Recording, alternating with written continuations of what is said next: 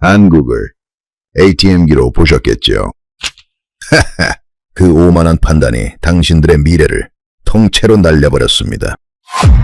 인도네시아 방산 거물의 뒤늦은 참회에 전 세계가 경악했습니다.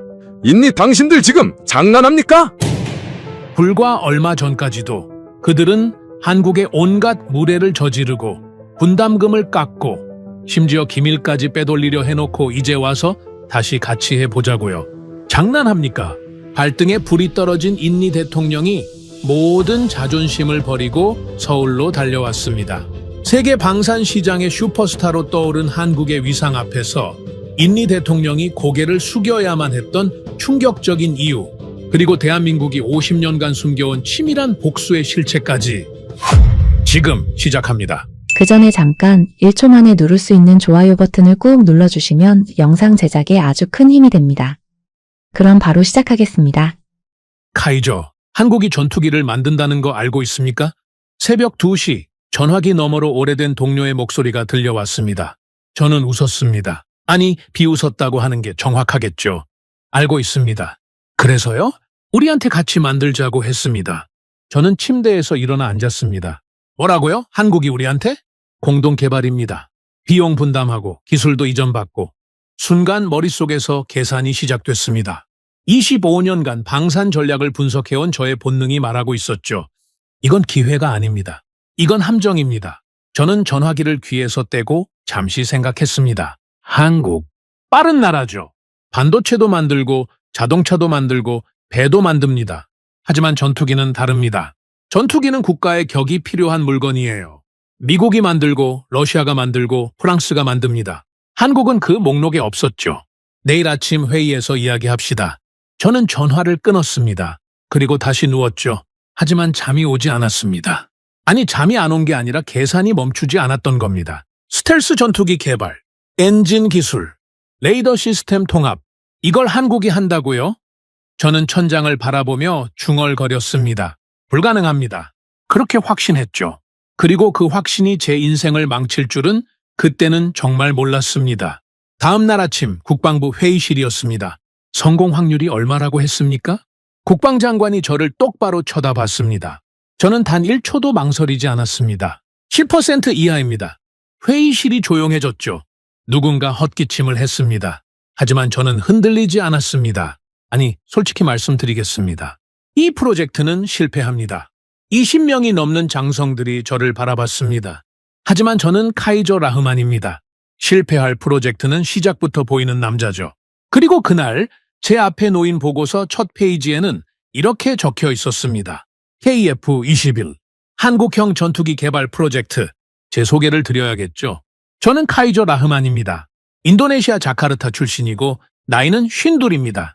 25년 동안 방산 전략만 파온 사람이에요. 프랑스 라팔 도입 협상, 미국 F-15 도입 실무, 러시아 수호위 분석까지. 전 세계 전투기 협상 테이블에 제가 앉지 않은 적이 없었습니다. 사람들이 저를 뭐라고 부르는지 아십니까? 확률로 전쟁을 이기는 남자. 과장이 아닙니다. 저는 실제로 그렇게 살아왔으니까요. 감정으로 판단하지 않습니다. 숫자로 봅니다. 데이터로 읽죠. 그리고 제 분석이 틀린 적은 단 한 번도 없었습니다. 단 한 번도요. 그래서 한국이 전투기를 만든다는 소식을 들었을 때 제 반응은 단순했습니다. 안 됩니다. 이유요? 넘치죠. 첫째, 스텔스 기술입니다. 이건 미국도 수십 년 걸린 기술이에요. 한국이 이걸 독자적으로 완성한다고요? 둘째, 엔진입니다. 전투기 엔진을 자체 개발한 나라가 세계에 몇이나 됩니까? 셋째, 시스템 통합이죠. 수만 개의 부품이 한치의 오차도 없이 작동해야 합니다. 이건 기술이 아니라 역사가 필요한 영역입니다. 한국에는 그 역사가 없었죠. 저는 회의실에서 명확하게 말했습니다. 이 프로젝트에 우리가 돈을 쏟아부을 이유가 없습니다. 참여는 하되 최소한의 비용만 투입하십시오. 장관이 물었죠. 하지만 기술 이전이 걸려있지 않습니까? 기술 이전이요? 저는 피식 웃었습니다. 솔직히 말씀드릴게요. 그때 저는 속으로 이렇게 생각했습니다. 실패할 프로젝트에서 이전받을 기술이 뭐가 있겠습니까? 장관님, 한국은 제조를 잘하는 나라입니다. 인정합니다. 하지만 전투기는 다릅니다. 전투기는 국가의 체급이 필요한 물건이에요. 한국은 아직 그 체급이 아닙니다. 회의실에서 아무도 반박하지 않았습니다. 당연하죠. 제 말이 맞으니까요. 아니, 그때는 모두가 그렇게 믿었습니다. 그래서 우리의 전략이 정해졌습니다. 돈은 천천히 줍니다. 최대한 늦추죠. 어차피 실패할 프로젝트에 돈을 제때 줄 이유가 없으니까요. 분담금 납부 기한이 다가와도 저는 태연했습니다. 서두를 필요 없습니다. 한국이 먼저 결과를 보여주면 그때 판단해도 늦지 않죠. 합리적인 판단이었습니다. 적어도 저는 그렇게 믿었어요. 하지만 우리가 한 일은 그것만이 아니었습니다. 어느 날 정보 담당관이 조용히 저를 찾아왔습니다. 카이저, 한국 측 기술자가 접근 가능한 위치에 있습니다. 저는 그 말의 의미를 바로 알아챘죠. 어떤 수준의 정보입니까? 개발 데이터 일부입니다. USB 하나면 됩니다. 저는 잠시 생각했습니다. 잠시요. 길지 않았습니다. 그리고 말했죠. 문제 없습니다. 진행하십시오. 지금 생각하면 소름이 끼칩니다. 저는 그 순간 단 1초도 망설이지 않았어요. 왜냐고요? 어차피 실패할 프로젝트라고 생각했으니까요. 실패할 프로젝트의 데이터를 좀 가져오는 게 뭐가 대수겠습니까? 그게 얼마나 큰 배신이었는지 그때 저는 전혀 몰랐습니다. 그뿐이 아닙니다. 회의에서 누군가가 이런 제안까지 했습니다. 분담금 대신 식용유로 대체하면 어떻겠습니까? 저는 그 말을 듣고 아무렇지도 않았습니다. 오히려 고개를 끄덕였죠. 나쁘지 않은 방법입니다. 전투기 개발 분담금을 식용유로 내겠다고요. 지금 다시 떠올리면 얼굴이 뜨거워집니다. 하지만 그때는 진심이었어요. 한국의 프로젝트를 그 정도로 봤다는 뜻입니다. 그 정도로 가볍게 봤다는 뜻이죠. 한국을 뭘로 본 겁니까? 저는 한국을 파트너로 본 적이 없었습니다. 협상 대상으로도 보지 않았어요. 솔직하게 말하겠습니다. 저는 한국을 이용 대상으로 봤습니다. 기술은 받을 만큼 받고 돈은 최대한 안 주고 프로젝트가 망하면 그것 보라고 하면 되는 존재요. 그리고 저만 그렇게 생각한 게 아니었습니다. 주변의 다른 나라 전문가들도 비슷했죠. 한국이 전투기를 만든다고? 웃음이 먼저 나오는 반응이었습니다. 회의장에서, 세미나에서, 만찬자리에서 한국의 전투기 개발은 농담거리였어요. 반도체 만들던 나라가 갑자기 전투기를 만든다니? 다음엔 뭘 만들겠습니까? 우주선이라도? 저도 웃었습니다. 함께 웃었죠. 그 웃음이 얼마나 무지한 웃음이었는지도 모른 채. 그날 밤 저는 호텔 방에서 보고서를 정리하고 있었습니다. KF21 프로젝트 평가서. 마지막 줄에 저는 이렇게 적었습니다. 본 프로젝트는 정치적 목적의 상징적 사업으로 판단됨. 기술적 완성 가능성 극히 낮음. 지속적 투자 가치 없음. 펜을 내려놓고 창밖을 봤습니다. 자카르타의 밤은 언제나 덥고 습했죠. 저는 커피를 한 모금 마시며 생각했습니다. 한국이라 참 대단하긴 합니다. 이렇게 무모한 도전을 하다니요. 하지만 도전과 성공은 다른 겁니다. 세상에는 도전만 하다가 사라진 프로젝트가 수백 개입니다. KF21도 그중 하나가 될 겁니다. 저는 그렇게 확신했죠. 그런데 말입니다. 그로부터 얼마 지나지 않아 이상한 소식이 들려오기 시작했습니다. 한국에서 시제기가 나왔다는 겁니다. 일정대로요. 하루도 안 밀리고요. 저는 보고서를 읽으며 고개를 갸웃거렸습니다. 일정대로라고요? 25년간 방산을 분석해온 제가 단언합니다. 전투기 개발이 일정대로 진행되는 경우는 없습니다. 없어요. 미국도 안 되고 러시아도 안 되고 유럽도 안 됩니다. 그런데 한국이 일정대로 했다고요? 저는 보고서를 덮으며 중얼거렸습니다. 한 번쯤은 그럴 수 있죠. 그때까지만 해도 저는 여유로웠습니다. 이건 운이라고 생각했으니까요. 한 번의 성공은 실력이 아닙니다. 운이죠. 진짜 실력은 반복에서 나오는 겁니다. 하지만 그 반복이 시작될 줄은 그때의 저는 상상도 하지 못했습니다.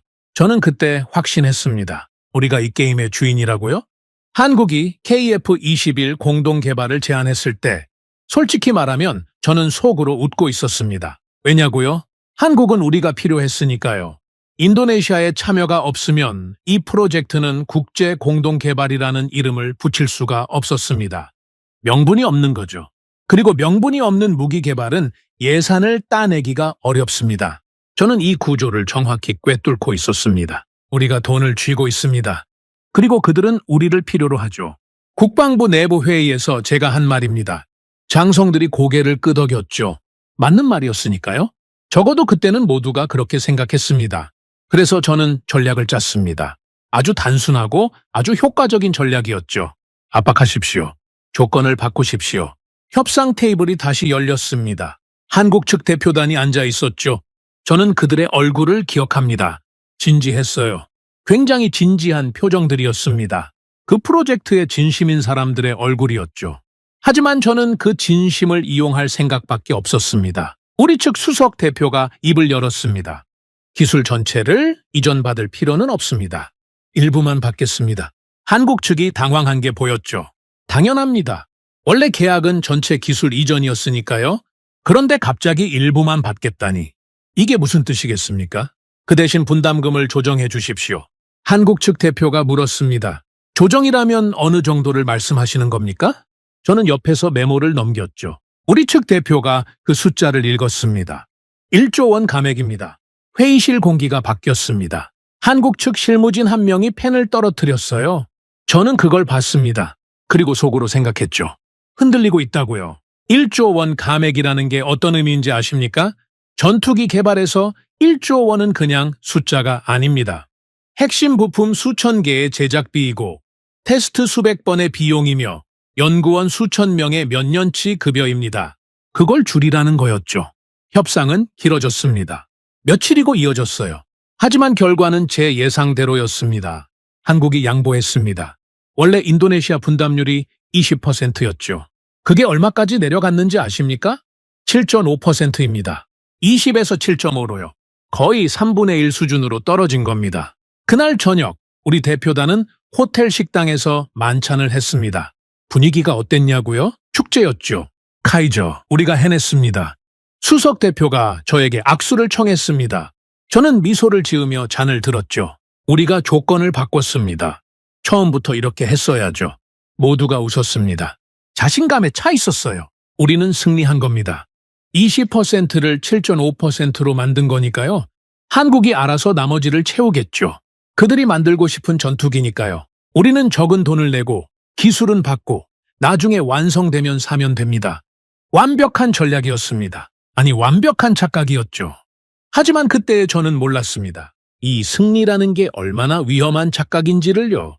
우리가 깎아낸 그 돈이 나중에 얼마나 큰 대가로 돌아올지를요. 승리감에 취한 우리는 여기서 멈추지 않았습니다. 오히려 더 대담해졌죠. 한국에만 매달릴 필요가 없습니다. 제가 국방장관에게 올린 보고서의 첫 문장이었습니다. 인도네시아는 선택하는 위치에 있습니다. 전 세계 전투기 시장에서 우리를 원하는 나라는 많습니다. 우리가 골라야 합니다. 장관이 흥미롭다는 듯이 물었죠. 구체적으로 어떤 나라를 말하는 겁니까? 저는 준비해둔 자료를 펼쳤습니다. 먼저 프랑스입니다. 라팔 42대 도입을 추진합니다. 라팔, 프랑스의 자존심이죠. 다쏘가 만든 전투기입니다. 성능도 검증되었고 실전 경험도 풍부하죠. 프랑스 측은 인도네시아 시장을 원하고 있었습니다. 우리가 손만 내밀면 달려올 준비가 되어 있었어요. 다음은 미국입니다. F-15EX 24대입니다. F-15, 설명이 필요 없는 전투기죠. 미국의 제공권 장악 능력을 상징하는 기체입니다. 미국도 인도네시아와의 거래를 원하고 있었습니다. 동남아시아에서 영향력을 유지해야 하니까요. 그리고 중국입니다. J-10C가 있습니다. 장관의 눈썹이 올라갔죠. 중국 전투기요. 가격 경쟁력이 있습니다. 무시할 수 없는 옵션이죠. 마지막으로 저는 러시아까지 언급했습니다. 수호이 35도 여전히 테이블 위에 있습니다. 프랑스, 미국, 중국, 러시아, 세계 4대 방산 강국이 우리 앞에 메뉴판처럼 펼쳐져 있었습니다. 저는 그 순간 정말로 느꼈습니다. 우리가 선택하는 쪽이라고요. 우리가 갑이라고요. 장관이 만족스러운 표정으로 말했습니다. 좋습니다. 전부 검토하십시오. 저는 고개를 숙여 인사했죠. 그리고 한국의 KF-21은요? 장관이 덧붙여 물었을 때 저는 아주 담담하게 대답했습니다. 보험입니다. 그 이상도 그 이하도 아닙니다. 필요하면 나중에 다시 꺼내면 되죠. 보험이라고 했습니다. 한 나라가 수십 년간 피와 땀을 쏟아 만들고 있는 프로젝트를 저는 보험이라고 불렀어요. 지금 생각하면 그 한마디가 얼마나 오만한 말이었는지 모릅니다. 하지만 그때는 정말로 그렇게 생각했습니다. 우리의 쇼핑은 본격적으로 시작됐습니다. 프랑스 파리로 출장을 갔습니다. 다쏘 본사에서 라팔 브리핑을 받았죠. 화려했습니다. 프랑스 사람들은 프레젠테이션을 정말 잘해요. 와인을 곁들인 만찬까지 준비했더군요. 우리 대표단은 환대를 받았습니다. 귀빈 대접이었죠. 인도네시아는 우리의 가장 중요한 파트너가 될 겁니다. 프랑스 측 대표가 그렇게 말했을 때 저는 속으로 웃었습니다. 그래요. 모두가 우리를 원하고 있었으니까요. 미국도 마찬가지였습니다. 워싱턴에서 국방부 관계자를 만났죠. FC-5EX의 성능 자료를 받았습니다. 놀라운 기체였어요. 하지만 가격도 놀라웠죠. 그래도 상관없었습니다. 우리는 여러 카드를 가지고 있었으니까요. 그리고 여기서 멈추지 않았습니다. 튀르키예에서 연락이 왔습니다. 정보 담당관이 보고했죠. 자체 전투기 개발 프로젝트에 인도네시아의 참여를 원한다고 합니다. 튀르키예까지요. 저는 흥분했습니다. 이건 기회가 겹치는 겁니다. 프랑스, 미국, 중국, 러시아에 이어 튀르키예까지 우리는 전 세계 방산 시장의 중심에 서 있었습니다. 저는 보고서를 정리하며 이렇게 적었습니다. 인도네시아는 현재 전 세계에서 가장 매력적인 방산 고객이다. 모든 옵션을 열어두고 최상의 조건을 확보할 것. 멋지지 않습니까? 글자 하나하나에서 자신감이 넘쳤죠. 저는 정말로 우리가 세상의 중심이라고 생각했습니다. 어느 날 저녁 동료들과 식사를 하는 자리에서 누군가 물었습니다. 카이저, 한국은 어떻게 할 겁니까? 저는 고기를 씹으며 대답했죠. 한국이요? 필요하면 다시 부르면 됩니다. 그래도 공동개발 파트너 아닙니까? 파트너요? 저는 웃었습니다. 파트너는 대등할 때 쓰는 말이죠. 한국은 지금 우리가 돈을 줘야 돌아가는 프로젝트를 하고 있는 겁니다. 우리가 빠지면 곤란한 쪽은 한국이에요. 우리가 아니라요.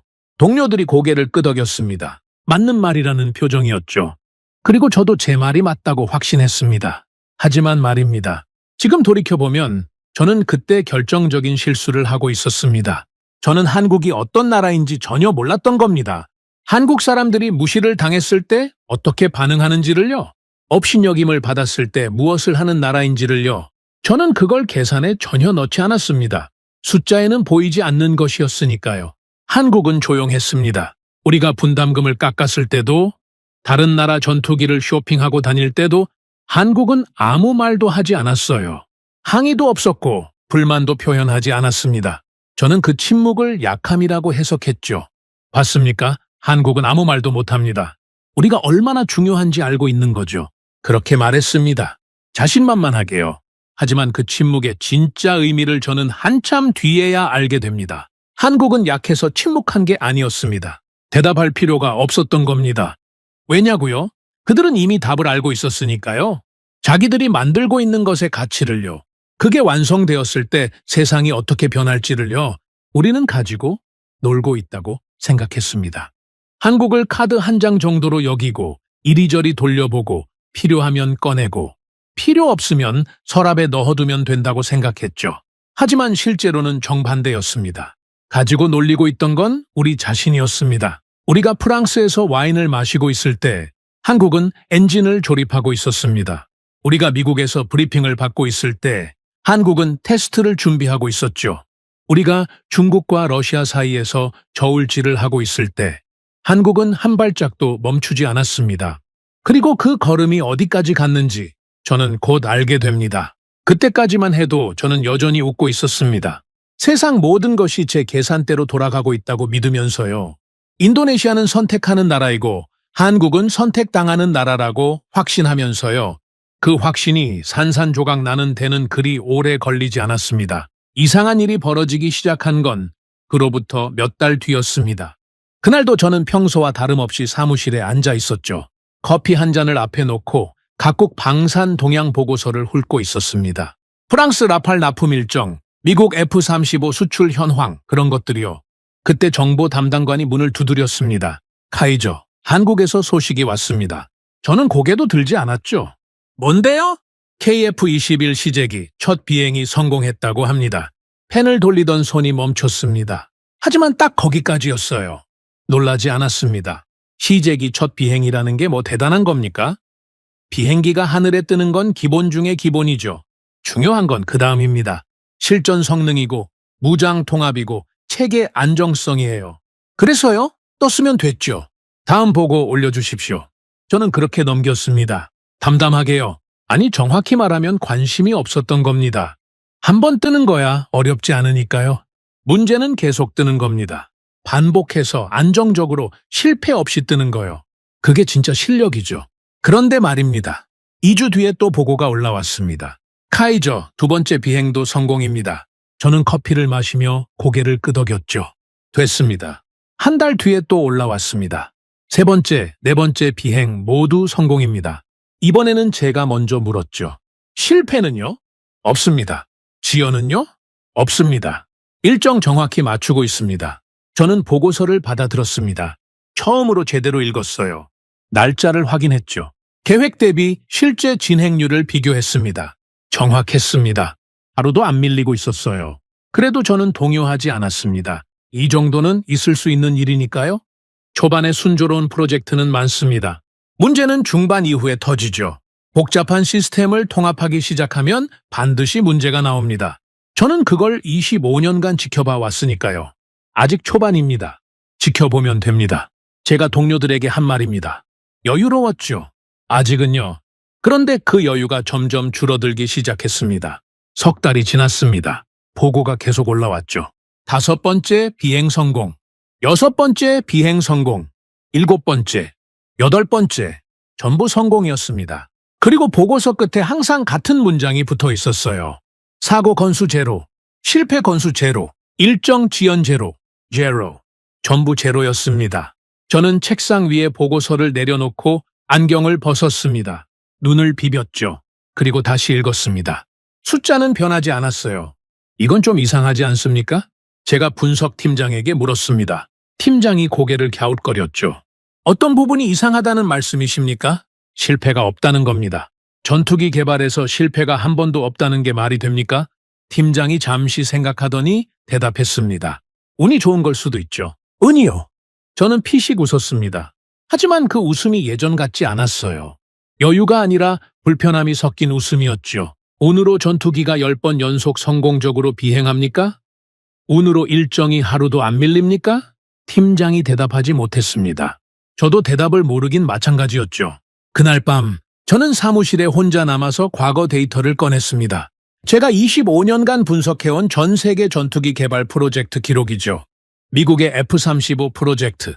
개발 기간 얼마나 지연됐는지 아십니까? 7년입니다. 예산 초과는 수백억 달러였죠. 소프트웨어 결함, 구조 균열, 엔진 화재. 문제가 끝없이 터졌습니다. 유럽의 유로파이터. 이것도 마찬가지였어요. 참여국 간 의견 충돌, 기술 통합 실패, 일정 지연. 완성까지 거의 20년이 걸렸습니다. 러시아의 수호이 57, 예산 부족, 엔진 결함, 시제기 추락 사고. 수십 년간 완성하지 못하고 있었죠. 이게 전투기 개발의 현실입니다. 세계 최강 대국들도 이 모양인 겁니다. 실패하고 지연되고 예산이 폭발하고. 그게 정상이에요. 그게 전투기라는 물건입니다. 그런데 한국은 실패가 연기라고요? 저는 데이터를 옆에 나란히 놓고 비교했습니다. 미국, 러시아, 유럽, 그리고 한국. 4개의 그래프가 눈앞에 펼쳐졌죠. 미국 그래프는 위아래로 널뛰기를 하고 있었습니다. 러시아는 중간에 뚝 끊어진 구간이 있었죠. 유럽은 완만하지만 한없이 늘어지는 곡선이었습니다. 그리고 한국의 그래프는 직선이었습니다. 계획선과 실제 진행선이 거의 겹쳐 있었어요. 마치 자로 그은 것처럼요. 저는 모니터를 바라보며 한참을 앉아 있었습니다. 아무 말도 하지 못했죠. 이건 통계적으로 이상합니다. 혼잣말이었습니다. 아무도 듣지 못했죠. 하지만 제 목소리가 떨리고 있었다는 건 저 자신이 알고 있었습니다. 다음 날 저는 분석팀 전체를 소집했습니다. 한국 프로젝트를 다시 분석하십시오. 팀원들이 의아한 표정을 지었죠. 다시요? 이미 평가가 끝나지 않았습니까? 끝난 게 아닙니다. 데이터가 맞지 않습니다. 젊은 분석관 한 명이 손을 들었습니다. 카이저, 혹시 우리의 초기 평가가 틀렸을 가능성은 없습니까? 회의실이 순간 조용해졌죠. 모두가 저를 봤습니다. 저는 그 젊은 분석관을 똑바로 쳐다봤습니다. 뭐라고 했습니까? 데이터를 보면 한국의 진행 속도와 성공률은 우리 예측 모델의 범위를 벗어나 있습니다. 이건 두 가지 중 하나입니다. 한국이 데이터를 조작하고 있거나 아니면 우리 모델이 틀렸거나. 저는 손으로 테이블을 쳤습니다. 3개는 아닙니다. 하지만 충분히 소리가 났죠. 우리 모델이 틀렸다고요? 이 모델은 제가 15년간 만들어 온 겁니다. 전 세계 모든 방산 프로젝트를 분석해서 만든 예측 시스템이에요. 미국 프로젝트도 맞췄고, 러시아 프로젝트도 맞췄고, 유럽 프로젝트도 맞췄습니다. 그 모델이 틀렸다고요? 젊은 분석관이 움찔했습니다. 하지만 물러서지 않았어요. 카이저, 저는 데이터를 말씀드리는 겁니다. 감정이 아니라요? 그 한마디가 가슴에 꽂혔습니다. 데이터를 말한다고요. 감정이 아니라고요. 저는 25년간 감정을 배제하고 데이터만으로 판단해온 사람입니다. 그런 제게 감정이 아니라 데이터를 보라는 말을 듣다니요. 하지만 인정할 수 없었습니다. 아직은요. 다시 분석하십시오. 한국의 데이터에 조작이 없는지 확인하십시오. 그게 제가 내린 지시였습니다. 데이터가 이상하면 데이터가 잘못된 거라고 생각했던 거죠. 한국이 성공하고 있다는 사실을 인정하는 것보다 한국이 거짓말을 하고 있다고 믿는 게 더 편했으니까요.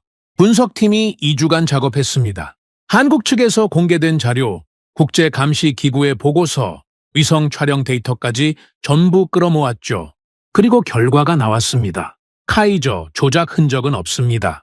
뭐라고요? 데이터는 사실입니다. 한국은 실제로 이 성과를 내고 있습니다. 저는 보고서를 받아들고 한 장 한 장 넘겼습니다. 페이지마다 같은 결론이었어요. 조작 없음, 실제 성과, 일정 준수, 실패 0. 보고서를 덮고 나서 저는 의자에 깊이 기대 앉았습니다. 천장을 바라봤죠. 자카르타의 오후 햇살이 창문으로 들어오고 있었습니다. 하지만 저에게는 그 햇살이 보이지 않았어요. 머릿속에서 하나의 질문이 맴돌고 있었습니다. 왜 실패가 없는 겁니까? 전투기 개발에서 실패가 한 번도 없다는 건 두 가지를 의미합니다. 하나는 운이 믿을 수 없을 정도로 좋은 거죠. 하지만 운은 10번 연속 작동하지 않습니다. 20번 연속은 더더욱 불가능하고요. 그러면 남는 건 하나입니다. 실력이라는 겁니다. 하지만 그 결론을 내리는 순간 제 25년간의 판단이 전부 무너지는 겁니다. 한국은 체급이 안 된다라고 했던 그 판단이요. 성공 확률 10% 이하라고 적었던 그 보고서가요. 전부 틀렸다는 뜻이 되니까요. 저는 그걸 받아들일 수 없었습니다. 이건 오래가지 않습니다. 제가 스스로에게 한 말이었죠. 지금은 순조로워 보여도 반드시 문제가 터집니다. 시스템 통합 단계에서, 무장 시험 단계에서, 양산 단계에서 어딘가에서 반드시 무너집니다. 그게 전투기 개발이니까요. 저는 그렇게 믿기로 했습니다. 아니, 그렇게 믿어야만 했습니다. 제 세계가 무너지지 않으려면요. 하지만 회의실 분위기는 확실히 달라져 있었습니다. 예전에는 한국 이야기가 나오면 웃음이 먼저였죠. 농담거리였으니까요. 그런데 이제는 아무도 웃지 않았습니다. 한국 보고서가 올라오면 회의실이 조용해졌어요. 누군가 먼저 말하기를 기다리는 분위기였죠. 그 침묵이 저는 불편했습니다. 왜냐고요? 침묵은 두려움의 시작이니까요. 어느 날 퇴근길에 젊은 분석관이 저를 따라 나왔습니다. 복도에서 조심스럽게 말했죠. 카이저, 한 가지만 여쭤봐도 되겠습니까? 뭡니까? 우리가 한국의 성공 확률을 10% 이하로 잡았을 때 어떤 변수를 넣었습니까? 기술 수준, 개발 경험, 산업 기반, 국제 협력 네트워크 전부 넣었습니다. 하나 빠진 게 있지 않습니까? 저는 멈춰 섰습니다. 뭐가 빠졌다는 겁니까? 젊은 분석관이 조심스럽게 대답했습니다. 의지요. 한국이라는 나라의 의지. 그건 숫자로 환산이 안 되는 거 아닙니까? 저는 아무 말도 하지 않았습니다. 돌아서서 걸었죠. 엘리베이터 버튼을 누르며 속으로 중얼거렸습니다. 의지라고요? 의지로 전투기가 만들어지면 세상 모든 나라가 전투기를 가지고 있겠죠. 그렇게 일축했습니다. 하지만 그날 밤 집에 돌아가서도 그 말이 머릿속에서 떠나지 않았어요. 의지. 저는 그걸 한 번도 계산에 넣어본 적이 없었습니다. 당연하죠. 의지는 숫자가 아니니까요. 제 모델에 넣을 수 있는 변수가 아니었습니다. 하지만 한국의 데이터는 제 모델로 설명이 안 됐습니다.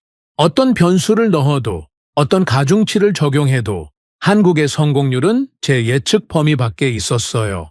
그건 제 모델에 뭔가가 빠져 있다는 뜻이었죠. 그리고 그 빠진 뭔가가 의지라면 저는 고개를 저었습니다. 아닙니다. 아직은 아니에요. 아직 결론을 내리기엔 이릅니다. 데이터가 더 필요합니다. 시간이 더 필요하죠. 하지만 마음 한구석에서 작은 목소리가 들려왔습니다. 아주 작은 목소리요. 카이저, 혹시 네가 틀린 건 아닐까? 저는 그 목소리를 무시했습니다. 이불을 당기고 눈을 감았죠. 하지만 잠이 오지 않았습니다. 25년 만에 처음이었어요. 분석 때문에 잠을 못 이룬 건요. 다음 날 아침 사무실에 출근했을 때 책상 위에 새 보고서가 놓여 있었습니다. KF21 시제기 5호기 비행 테스트 완료. 모든 항목 합격. 저는 보고서를 집어들었다가 다시 내려놓았습니다. 그리고 창밖을 바라봤죠. 자카르타의 하늘은 언제나처럼 뿌옇고 습했습니다. 하지만 그 뽀얀 하늘 너머 어딘가에서 한국의 전투기가 날고 있었습니다. 제가 불가능하다고 했던 그 전투기가요. 제가 7% 이하라고 적었던 그 프로젝트가요. 날고 있었습니다. 실패 없이요. 그리고 저는 그때부터 아주 서서히, 아주 천천히 무너지기 시작했습니다. 제 스스로도 모르게요. 무너지고 있었습니다. 저의 확신이요. 하지만 저는 인정하지 않았습니다. 아니, 인정할 수가 없었죠. 25년입니다. 25년간 쌓아올린 분석 모델이, 경험이, 판단력이 틀렸다는 걸 어떻게 받아들입니까? 그건 제 인생 전체가 틀렸다는 뜻이잖아요. 그래서 저는 버텼습니다. 끝까지 버티기로 했죠. 보고서가 올라올 때마다 저는 같은 말을 반복했습니다. 아직입니다. 아직 진짜 고비가 안 왔을 뿐이에요. 초음속 비행 테스트 성공 소식이 들려왔습니다. 마하 1초 2를 돌파했다는 보고였죠. 제 책상 위에 사진까지 첨부되어 있었습니다. 한국의 전투기가 구름을 뚫고 올라가는 장면이었어요. 저는 그 사진을 뒤집어 놓았습니다. 초음속이요? 초음속은 기본입니다. 그 정도는 어떤 전투기든 합니다. 분석팀장이 조심스럽게 말했죠. 하지만 카이저 안정화까지 성공했습니다. 첫 시도에서요. 첫 시도라고요? 예. 보통 초음속 안정화는 수차례 시도가 필요합니다. 미국의 F-35도 초기에 상당한 시행착오를 겪었죠. 한국은 단번에 통과했습니다. 저는 잠시 말을 잃었습니다. 하지만 금방 회복했죠. 운이 좋았던 겁니다. 한 번의 성공이 전체를 증명하진 않습니다. 그 말을 하면서 저도 느꼈습니다. 제가 운이라는 단어를 너무 자주 쓰고 있다는 걸요. 한 번은 운이라고 할 수 있습니다. 두 번도 그럴 수 있죠. 하지만 10번, 20번, 30번 연속으로 운이 따른다면 그건 운이 아닙니다. 그건 실력이죠. 하지만 입 밖으로는 절대 그 말을 꺼내지 않았습니다. 며칠 뒤 더 큰 소식이 날아왔습니다. KF-21 무장 장착 테스트 완료. 공대공 미사일 통합 성공.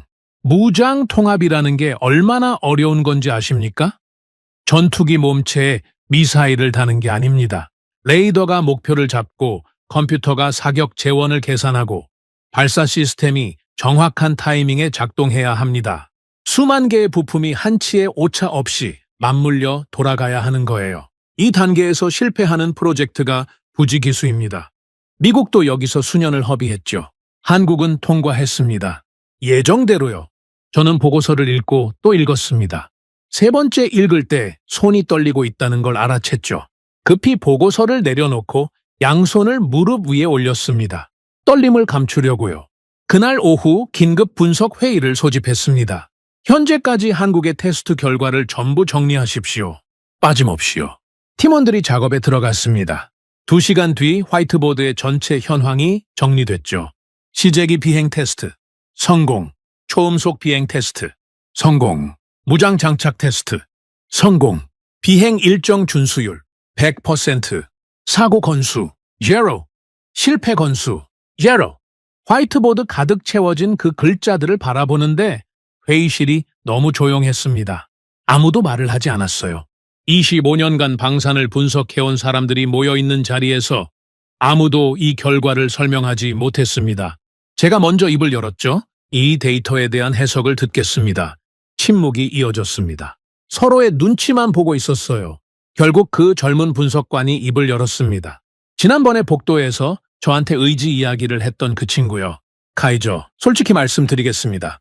말하십시오. 이 데이터는 우리 예측 모델의 범위를 완전히 벗어나 있습니다. 어떤 보정을 해도 설명이 안 됩니다. 결론은 하나밖에 없습니다. 뭡니까? 우리 초기 평가가 틀렸습니다. 한국의 기술 수준을 우리가 과소평가한 겁니다. 회의실에 무거운 공기가 내려앉았습니다. 모두가 저를 봤죠. 제 반응을 기다리고 있었습니다. 저는 천천히 일어섰습니다. 화이트보드 앞으로 걸어갔죠. 그 숫자들을 하나하나 짚어봤습니다. 성공, 성공, 성공, 제로, 제로, 제로. 그리고 돌아서며 말했습니다. 이건 지속될 수 없습니다. 젊은 분석관의 얼굴에 실망이 스치는 게 보였어요. 하지만 저는 멈추지 않았습니다. 전투기 개발에는 반드시 고비가 옵니다. 지금까지 순조로웠다고 해서 앞으로도 그러리란 법은 없습니다. 시스템 통합, 양산 단계, 운용 시험. 아직 넘어야 할 산이 많습니다. 하지만 카이저, 보고서를 수정하십시오. 제가 말을 잘랐죠. 현재 진행 상황은 인정하되 장기 전망은 유보로 유지합니다. 그리고 결론에 이렇게 추가하십시오. 현재 성과는 지속 가능성이 불확실하며 추가 관찰이 필요하다. 팀원들이 고개를 숙였습니다. 반박하는 사람은 없었어요. 하지만 동의하는 표정도 아니었죠. 그냥 포기한 얼굴이었습니다. 더 이상 저를 설득하는 건 불가능하다고 판단한 거죠. 회의가 끝나고 모두 나갔습니다. 저만 회의실에 남았죠. 화이트보드를 지우려고 마커 지우개를 들었습니다. 하지만 손이 움직이지 않았어요. 성공 죄로. 그 글자들이 저를 쳐다보고 있었습니다. 저는 지우개를 내려놓았습니다. 그리고 의자에 털썩 앉았죠. 솔직히 말하겠습니다. 그 순간 저는 알고 있었어요. 제가 틀렸다는 걸요. 데이터가 전부 말하고 있었으니까요. 숫자는 거짓말을 하지 않습니다. 그건 제가 25년간 믿어온 원칙이었죠. 숫자는 거짓말을 하지 않는다. 감정을 배제하고 데이터만 보라. 그게 제 철학이었습니다. 그런데 지금 저는 뭘 하고 있었습니까? 데이터가 말하는 진실을 외면하고 감정에 매달려서 버티고 있었던 겁니다. 제가 가장 경멸하던 행동을 제가 하고 있었어요. 자존심이었습니다. 순수하게 자존심이었죠. 한국이 해냈다는 걸 인정하는 순간 저는 25년간 틀린 판단을 내려온 사람이 되는 겁니다. 성공 확률 10% 이하라고 적은 그 보고서가 제 무덤이 되는 거죠. 그걸 견딜 수가 없었습니다. 그래서 저는 더 깊이 부정했습니다. 더 단단하게 벽을 쌓았죠. 한국은 결국 무너집니다. 반드시요. 매일 아침 거울을 보며 그렇게 되뇌었습니다. 주문처럼요? 기도처럼요? 그렇게 말하면 정말로 그렇게 될 것 같았으니까요. 하지만 현실은 제 주문을 들어주지 않았습니다. 다음 달 또 보고서가 올라왔습니다. KF-21 발사 시험 성공, 공대지 미사일 명중률 목표치 초과 달성. 저는 보고서를 읽지 않았습니다. 책상 서랍에 넣어버렸죠. 그 다음 달에도 올라왔습니다. 야간 비행 테스트 전 항목 통과, 악천 후 조건 비행 안정성 확인, 서랍에 넣었습니다. 또 올라왔습니다. 체계 통합 시험 1차 완료, 예정 일정 준수, 서랍에 넣었습니다. 서랍이 가득 찼습니다. 보고서로요? 전부 성공이라고 적힌 보고서들로요? 어느 날 저녁 퇴근하기 전에 서랍을 열어봤습니다. 쌓여있는 보고서들을 하나씩 꺼내봤죠.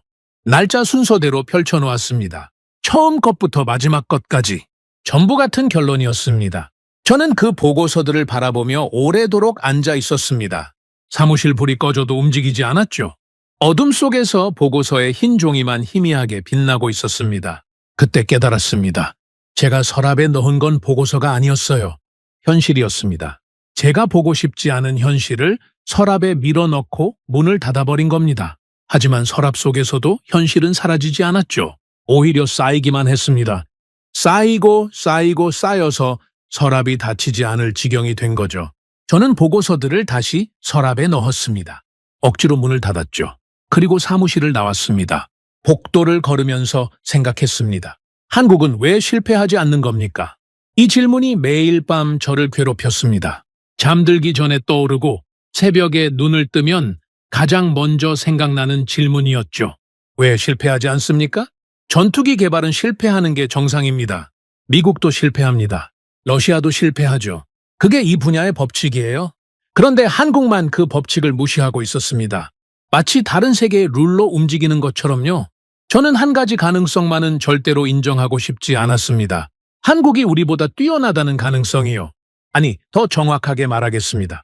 한국이라는 나라가 제가 생각했던 것과 완전히 다른 수준의 나라라는 가능성이요. 제가 체급이 안 된다고 했던 그 나라가 실은 저와 제 분석 모델이 측정할 수 없는 차원에 있었다는 가능성이요. 그걸 인정하면 저는 끝입니다. 그래서 버텼습니다. 이를 악물고 버텼죠. 결국 무너집니다. 제가 할 수 있는 말은 그것뿐이었습니다. 근거는 없었어요. 데이터는 오히려 반대를 가리키고 있었죠. 하지만 저는 그 한 문장에 매달렸습니다. 결국 무너진다. 반드시 무너진다. 무너져야 한다. 그런데 말입니다. 결국 무너진 건 한국이 아니었습니다. 무너진 건 저였죠. 그리고 그 시작은 전혀 예상치 못한 곳에서 날아왔습니다. 한국이 아니라 중동에서요. 수천 킬로미터 떨어진 사막에서요. 그 소식을 처음 들었을 때 저는 제 귀를 의심했습니다. 중동이었습니다. 그 소식은 제가 예상한 방향이 아니었습니다. 한국의 KF-21이 아니라 수천 킬로미터 떨어진 사막에서 날아온 소식이었죠. 그날 오전 정보 담당관이 급하게 들어왔습니다. 표정이 묘했어요. 긴급한 것 같으면서도 어떻게 말을 꺼내야 할지 모르겠다는 얼굴이었죠. 카이저, 아랍에미리트에서 보고가 왔습니다. 아랍에미리트요? 무슨 건입니까? 한국산 방공 시스템 운용 결과입니다. 저는 커피잔을 내려놓았습니다. 한국산이요? 청국 말입니까? 예. 실전 환경 테스트 결과가 나왔습니다. 그래서요? 결과가 어떻습니까? 담당관이 보고서를 내밀었습니다. 저는 받아들고 첫 페이지를 펼쳤죠. 현지 평가 요약이라고 적혀 있었습니다. 그 아래 한 줄이 눈에 들어왔습니다. 압도적 신뢰성, 미국산 대비 반응 속도 우위, 유지 보수 비용 현저히 낮음. 저는 보고서를 덮었습니다. 그리고 웃었죠. 중동은 항상 과장합니다. 진심이었습니다. 중동 국가들의 무기 평가는 종종 과장되죠. 정치적 목적이 있으니까요. 새로 도입한 무기가 형편없다고 발표할 나라가 어디 있겠습니까? 자기네 돈으로 산 건데요. 당연히 좋다고 하겠죠. 참고만 하겠습니다. 다른 보고 있습니까? 저는 그렇게 넘겼습니다. 완전히 무시한 건 아니지만 심각하게 받아들이지도 않았죠. 중동의 평가라는 건 원래 그런 거니까요. 그런데 문제는 그 다음이었습니다. 일주일 뒤 같은 보고가 또 올라왔습니다. 아랍에미리트 추가 평가, 한국산 방공체계, 연속 요격 테스트, 전 항목 통과. 저는 고개를 갸웃거렸습니다. 또요. 2주 뒤에 또 올라왔습니다. 현지 군 관계자 평가. 한국산 시스템은 기존 운용 중인 미국산 패트리어트 대비 실전 대응력에서 우위를 보임. 이번에는 제가 먼저 담당관을 불렀습니다. 이 보고 출처가 어딥니까? 현지 주재 무관실입니다. 직접 확인한 자료입니다. 직접 확인이요? 예. 실제 운용 데이터를 기반으로 한 평가입니다. 저는 의자에 등을 기대고 천장을 바라봤습니다. 실제 운용 데이터라고요? 그건 과장이 아니라는 뜻입니다. 정치적 수사가 아니라 실제 숫자를 기반으로 한 평가라는 거죠. 그래도 저는 버텼습니다. 한 번 더요. 표본이 적을 수 있습니다. 좀 더 지켜봅시다. 하지만 속으로는 이상한 느낌이 올라오고 있었습니다. 뭐라고 설명하기 어려운 느낌이요. 마치 아주 먼 곳에서 천둥 소리가 들려오는 것 같았죠. 아직 비가 오지는 않았지만 분명히 어딘가에서 폭풍이 다가오고 있다는 느낌이었습니다. 그리고 그 폭풍은 정말로 왔습니다. 한 달 뒤 결정적인 자료가 들어왔습니다. 카이저, 이건 직접 보셔야 합니다. 분석팀장이 가져온 자료였습니다. 아랍에미리트가 자체적으로 실시한 비교 평가 자료였죠. 미국산, 유럽산, 그리고 한국산 방공 시스템을 동일 조건에서 테스트한 결과였습니다. 저는 자료를 펼쳤습니다. 반응 속도, 한국산이 1위였습니다. 요격 정확도, 한국산이 1위였습니다. 시스템 안정성, 한국산이 1위였습니다. 유지 보수 비용, 한국산이 가장 낮았습니다. 4개 항목 전부였습니다. 전부 한국이 1위였어요. 저는 자료를 내려놓았습니다. 손이 떨리고 있었죠. 이번에는 감출 수가 없었습니다. 이게 사실입니까? 검증했습니다. 사실입니다. 미국산보다 빠르다고요? 패트리어트보다요? 데이터가 그렇게 나와 있습니다. 제 머릿속에서 뭔가가 무너지는 소리가 났습니다. 비유가 아닙니다. 정말로 귀에서 소리가 났어요. 윙 하는 소리요. 혈압이 올라간 건지 충격 때문인지 모르겠지만 그 순간 저는 멍해졌습니다. 미국산보다 빠르다고요? 미국입니다. 세계 최강의 군사 대국이요. 방산 기술의 정점에 있는 나라입니다. 그 미국의 방공 시스템보다 한국산이 낫다고요? 저는 자리에서 일어나 창가로 갔습니다. 유리창에 이마를 갖다 대고 눈을 감았죠. 차가운 유리가 이마에 닿았지만 머릿속은 뜨겁게 끓고 있었습니다. 이건 청웅입니다. 방공 시스템이에요. 그런데 이게 왜 중요하냐고요? KF-21 때문입니다. 방공 시스템과 전투기는 다른 물건이지만 만드는 나라는 같습니다. 기술을 축적하는 방식도 같고 품질을 관리하는 체계도 같죠. 한국의 방공 시스템이 이 수준이라면 한국의 전투기 개발도 같은 수준의 체계에서 진행되고 있다는 뜻입니다. 그 순간 KF-21의 연속 성공이 갑자기 설명되기 시작했습니다. 운이 아니었습니다. 처음부터 운이 아니었던 겁니다. 저는 자리로 돌아와 앉았습니다. 그리고 서랍을 열었죠. 그동안 밀어 넣어뒀던 보고서들을 전부 꺼냈습니다. 책상 위에 펼쳐놓았어요. 시제기 비행 성공, 초음속 비행 성공, 무장 통합 성공, 야간 비행 성공, 악천후 비행 성공, 체계 통합 성공, 그리고 아랍에미리트 비교 평가, 한국산 1위, 전부 연결되어 있었습니다. 하나의 선으로요. 이건 기술이 아닙니다. 체계입니다. 그 생각이 머릿속을 관통했습니다. 국가 단위의 체계요. 하나의 무기를 잘 만든 게 아니라 무기를 만드는 시스템 자체가 완성되어 있다는 뜻이었습니다. 저는 컴퓨터를 켰습니다.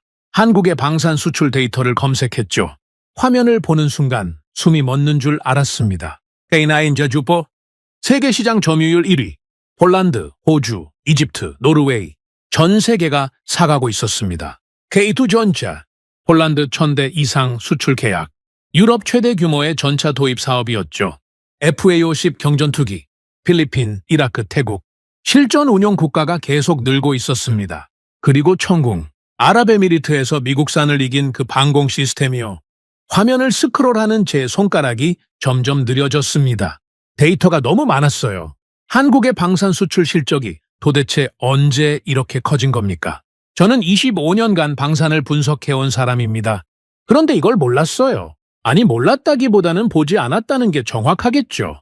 한국을 체급이 안 되는 나라라고 단정 지어버렸으니까요. 관심의 대상이 아니었던 겁니다. 그게 얼마나 큰 실수였는지 그 순간 온몸으로 느꼈습니다. 밤이 깊어지고 있었습니다.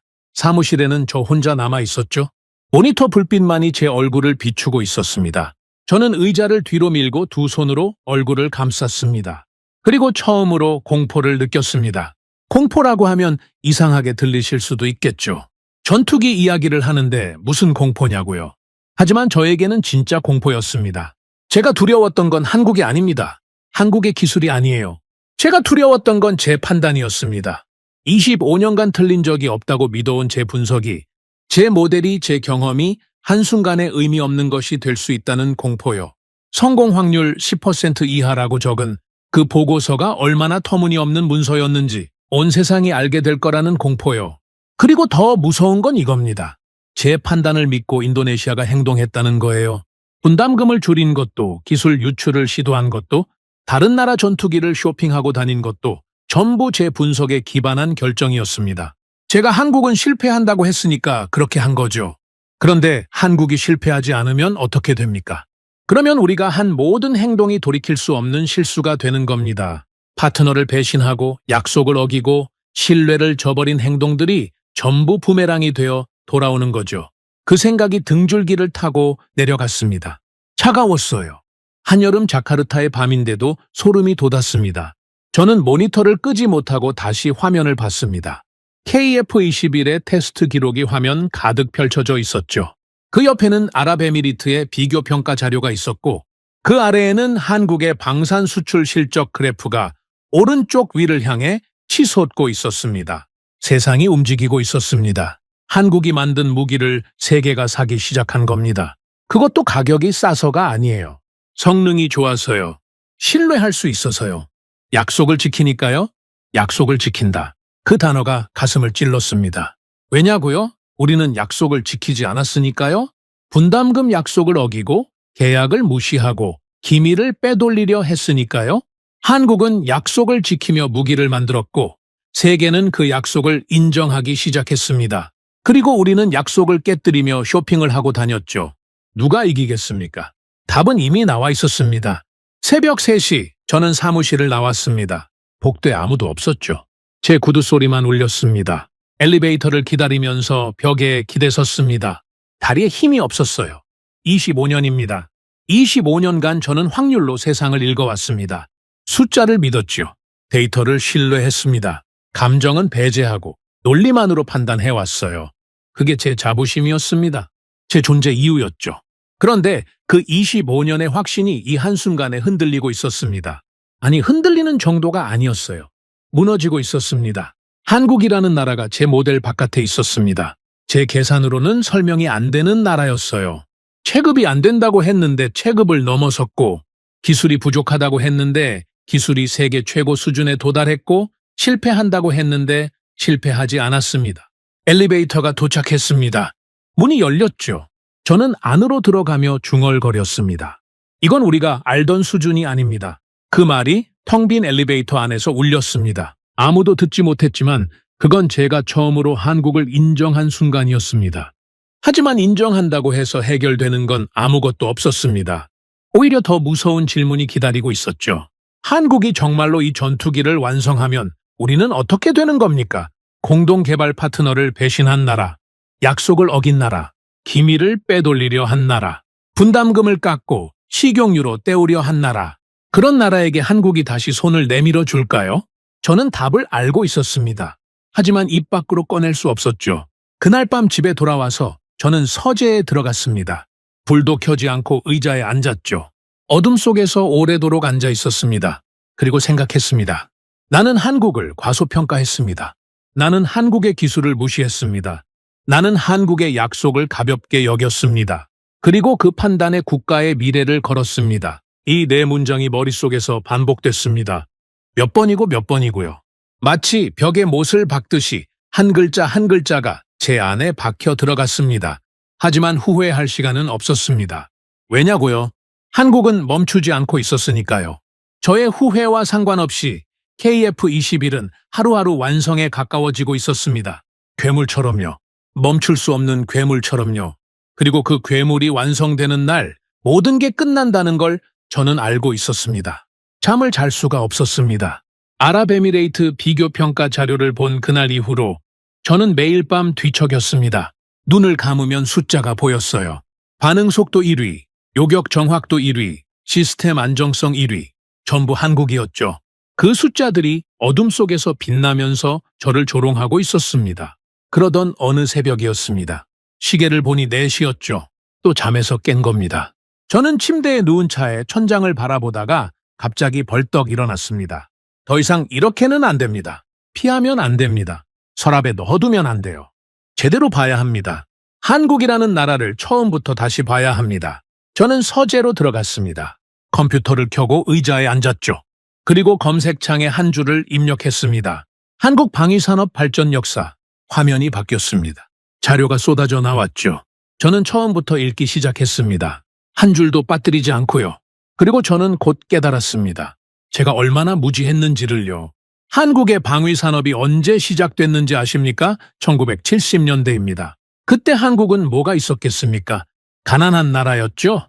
전쟁이 끝난 지 20년밖에 안 된 나라였습니다. 산업 기반도 부족했고 기술력은 말할 것도 없었어요. 그런데 그때부터 시작한 겁니다. 총을 만들고 탄약을 만들고 장갑차를 만들었죠. 아무것도 없는 데서요. 기술이 없으면 배웠고 부품이 없으면 만들었습니다. 실패했습니까? 당연히 실패했죠. 수도 없이 실패했습니다.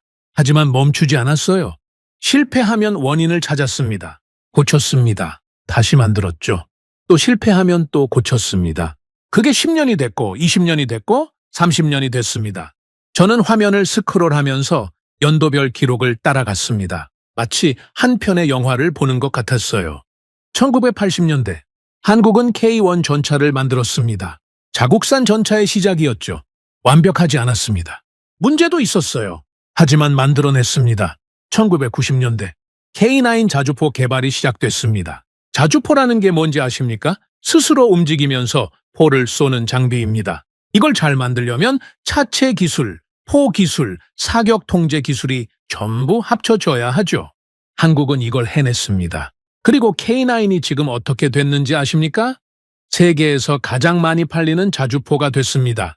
폴란드가 샀고, 호주가 샀고, 이집트가 샀고, 노르웨이가 샀습니다. 인도도 샀죠. 세계의 군사 강국들이 줄을 서서 사가는 자주포입니다. 2000년대 K2 전차가 등장했습니다. K1의 후속이죠. 이건 수준이 달랐습니다. 세계 최고 수준의 전차로 평가받았어요. 그리고 폴란드가 1000대 이상 계약했습니다. 유럽 국가가 아시아 전차를 1000대 이상 산다는 게 무슨 의미인지 아십니까? 그건 기술을 인정했다는 뜻입니다. 아무리 싸도 성능이 안 되면 1000대를 사지 않아요. 저는 화면에서 눈을 떼지 못했습니다. 커피가 식어가는 것도 몰랐죠. 자료를 읽으면 읽을수록 하나의 패턴이 보였습니다. 실패, 학습, 개선, 성공, 그리고 다시 도전. 이게 반복되고 있었습니다. 수십 년 동안요. 총에서 시작해서 장갑차로, 장갑차에서 전차로, 전차에서 자주포로, 자주포에서 경전투기로, 경전투기에서 방공 시스템으로 한 단계 한 단계 올라가고 있었어요. 한 번도 건너뛴 적이 없었습니다. 그리고 그 계단의 꼭대기에 있는 것이 바로 KF-21이었습니다. 저는 모니터를 바라보며 손을 떨었습니다. 이번에는 감출 생각도 하지 않았어요. 이건 하루아침에 만들어진 기술이 아니었습니다. 50년입니다. 한국은 50년 동안 쌓아 올린 겁니다. 한 발짝 한 발짝, 한 번의 실패마다 한 걸음씩 전진하면서요. 총에서 시작해서 전투기까지 올라온 겁니다. 그런데 저는 그걸 모르고 뭐라고 했습니까? 성공 확률 10% 이하, 50년을 쌓아온 나라에게 저는 성공 확률 10%라고 적었습니다. 한 번도 제대로 들여다보지 않고요. 한국이라는 이름만 보고 체급이 안 된다고 단정짓고 불가능하다고 선을 그어버린 겁니다. 저는 의자에서 일어나 방 안을 서성거렸습니다. 가슴이 답답했어요. 숨이 제대로 쉬어지지 않았습니다. 그때 하나의 생각이 머릿속을 관통했습니다. KF-21이 실패하지 않는 이유. 그건 KF-21만의 이야기가 아니었습니다. 한국은 이미 수십 년간 실패를 다 겪었던 겁니다. 총을 만들 때 실패했고, 전차를 만들 때 실패했고, 자주포를 만들 때 실패했죠. 그 모든 실패를 거치면서 배운 겁니다. 어떻게 하면 실패하지 않는지를요. 그래서 KF-21에서는 실패가 없었던 겁니다. 실패할 부분을 이미 과거에 다 겪어봤으니까요. 이미 답을 알고 있었던 거죠. 저는 그 사실을 깨닫는 순간 다리에 힘이 풀렸습니다. 의자에 주저앉았죠. 이건 기술이 아니라 시간이었습니다. 혼잣말이었어요. 하지만 그 한 문장이 모든 걸 설명하고 있었습니다. 한국이 가진 건 기술이 아니었습니다. 시간이었어요. 50년이라는 시간 동안 쌓아온 경험, 실패, 학습, 개선. 그 모든 것이 응축되어 KF-21이라는 결과물로 나온 겁니다. 그리고 우리는요, 인도네시아는 그 시간 동안 뭘 했습니까? 쇼핑을 했습니다. 프랑스에서 전투기를 사고, 미국에서 전투기를 사고, 러시아에서 전투기를 사고, 이 나라 저 나라 돌아다니면서 완성된 물건만 골라 담았죠. 직접 만들어 본 적이 없었습니다. 실패해 본 적도 없었어요. 한국은 실패하면서 배웠고, 우리는 실패를 피하면서 아무것도 배우지 못했습니다. 그 차이가 50년 뒤에 이렇게 나타난 겁니다. 한국은 전투기를 만들고 있고, 우리는 전투기를 사러 다니고 있죠. 한국은 선택받는 나라가 되었고, 우리는 선택해야 하는 나라로 남아 있습니다. 하지만 가장 아픈 건 그게 아니었습니다. 가장 아픈 건 신의였습니다. 저는 한국의 수출 기록을 다시 봤습니다. K9을 산 나라들, K2를 산 나라들, FA50을 산 나라들. 그 나라들이 한국을 선택한 이유가 뭘까 살펴봤죠. 성능이요? 물론 좋았습니다. 가격이요? 경쟁력이 있었죠. 하지만 반복적으로 나오는 평가가 있었습니다. 약속을 지킨다. 납기를 맞춘다. 계약대로 이행한다. 신의였습니다. 한국은 약속한 날짜, 약속한 품질로, 약속한 수량을 납품했습니다. 계약서에 적힌 대로요. 그게 당연한 거 아니냐고요? 아닙니다. 방산업계에서 계약대로 이행하는 건 당연한 게 아닙니다. 미국도 지원하고 러시아도 지원하고 유럽도 지원합니다. 방산 납기 지원은 업계의 관행이나 다름없어요. 그런데 한국은 지켰습니다. 한 번도 빠짐없이요. 그게 신뢰가 된 겁니다. 한국이 만든 건 무기만이 아니었어요. 신뢰를 만든 겁니다. 그리고 우리는 그 신뢰를 짓밟았죠. 분담금을 안 냈습니다. 약속한 돈을 안 줬어요. 기한을 넘기고 금액을 깎고 식용유로 때우려고까지 했습니다. 기밀을 빼돌리려 했죠. 공동개발 파트너의 기술을 USB에 담아서 가져오려고까지 한 겁니다. 그 순간 저는 서재 바닥에 무릎을 꿇을 뻔했습니다. 우리가 한 일이 선명하게 보였습니다. 한국이 50년간 쌓아온 것과 우리가 5년간 무너뜨린 것이 대비되면서요. 한국은 신뢰를 쌓고 우리는 신뢰를 깨뜨렸습니다. 한국은 약속을 지키고 우리는 약속을 무시했죠. 누가 이기겠습니까? 답은 처음부터 정해져 있었던 겁니다. 저는 컴퓨터를 끄지 못하고 화면 앞에 앉아 있었습니다. 새벽 4시에 시작한 검색이 아침 8시가 되도록 끝나지 않았어요. 4시간 동안 한국의 방위산업 역사를 훑어본 겁니다. 그 4시간이 제 25년을 뒤집어 놓았습니다. 출근 시간이 됐지만 저는 움직일 수가 없었습니다. 몸이 무거웠어요. 마치 납덩이를 삼킨 것 같았죠. 결국 사무실에 전화를 걸어 오전 회의를 취소했습니다. 카이저, 괜찮으십니까? 목소리가 안 좋습니다. 비서의 말에 저는 짧게 대답했죠. 좀 쉬겠습니다. 하지만 쉰 게 아닙니다. 쉴 수가 없었어요. 머릿속이 폭풍이었으니까요. 오후가 되어서야 겨우 사무실에 나갔습니다. 책상에 앉자마자 분석팀장을 불렀죠. 새로운 보고서를 준비하십시오. 팀장이 의아한 표정을 지었습니다. 어떤 내용입니까? 한국 방위산업 전체 분석입니다. KF-21만이 아니라 한국의 방산 역사 전체를요. 무기 체계별 발전 과정, 수출 실적, 기술 수준 변화 전부 넣으십시오. 전체를요? 그건 상당한 시간이 걸립니다. 일주일 드리겠습니다. 팀장이 나간 뒤 저는 혼자 앉아서 생각했습니다. 이제 어떻게 해야 합니까? 데이터는 명확했습니다. 한국은 실패하지 않을 겁니다. KF-21은 완성될 겁니다. 그리고 완성되는 순간 우리의 모든 배신이 대가를 치르게 되겠죠. 하지만 그 사실을 누구에게 말할 수 있겠습니까? 장관에게요? 제가 25년간 틀렸습니다라고요? 대통령에게요? 한국을 무시한 전략이 전부 잘못이었습니다라고요? 입이 떨어지지 않았습니다. 진실을 알면서도 말하지 못하는 게 이렇게 고통스러운 줄 몰랐어요. 창밖으로 자카르타의 오후 햇살이 쏟아지고 있었습니다. 거리에는 사람들이 오가고 차들이 달리고 있었죠. 평범한 오후였습니다.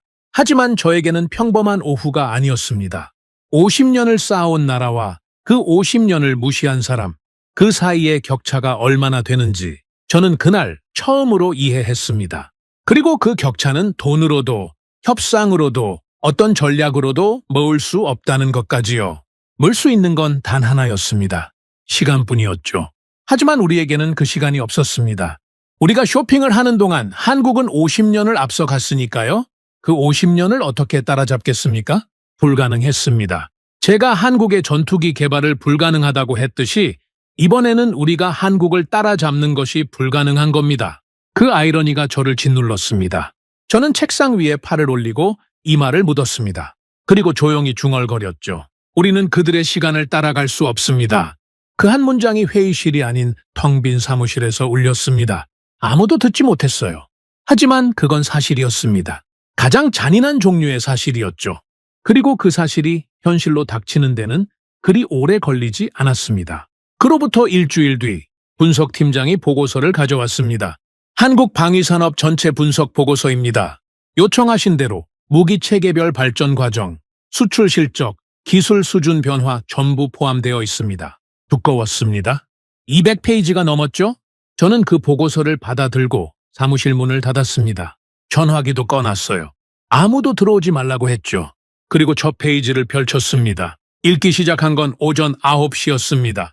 고개를 들었을 때는 해가 져 있었어요. 9시간을 쉬지 않고 읽은 겁니다. 커피도 안 마시고 화장실도 안 가고요.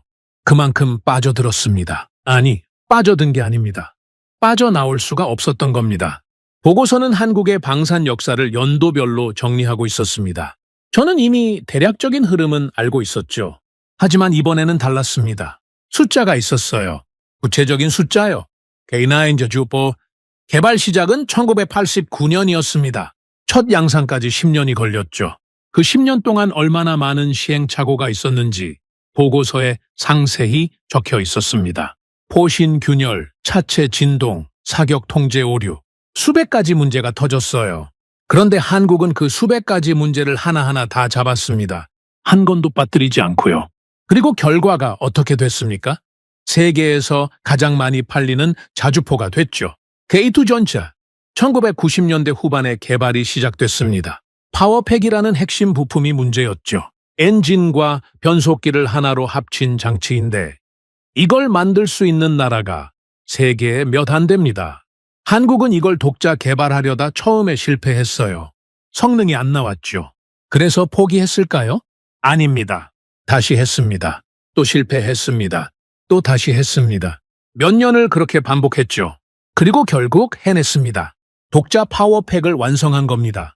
보고서를 읽으면서 저는 계속 같은 패턴을 발견했습니다. 실패합니다. 분석합니다. 고칩니다. 다시 도전합니다. 성공합니다. 그리고 다음 단계로 올라갑니다. 이 과정이 50년 동안 반복된 겁니다. 멈추지 않고요.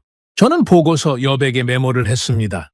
한국 무기체계의 발전 순서를요. 소총, 장갑차, 전차, 야주포, 함정, 잠수함, 경전투기, 방공 시스템, 그리고 그 끝에 KF-21이 있었습니다. 이걸 보는 순간 모든 것이 명확해졌습니다.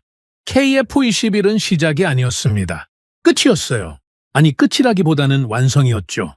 50년간 한 계단씩 올라온 한국 방위산업의 마지막 계단이었습니다. 꼭대기에 놓인 마지막 조각이었어요. 그래서 실패가 없었던 겁니다. 이 계단을 올라오면서 실패할 건 이미 다 실패한 겁니다.